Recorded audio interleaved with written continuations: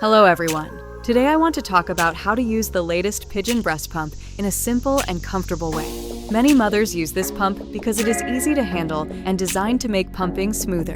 Before starting, wash your hands properly and make sure all pump parts are clean and correctly assembled. Clean equipment helps keep the milk safe and the process hygienic. Next, sit in a comfortable and relaxed position. When your body is relaxed, pumping usually becomes easier. Place the soft cushion of the pump gently on the breast and make sure it fits well to create a proper seal. Now, begin pumping slowly. If you are using the Pigeon manual pump, gently press the handle to start the suction.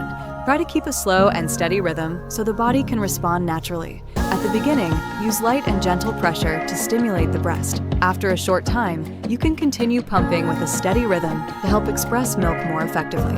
If milk does not flow immediately, do not worry. Sometimes the body needs a few minutes to respond. Gentle massage before pumping can also help support milk flow. If you found this video helpful, please subscribe to the channel. See you in the next video.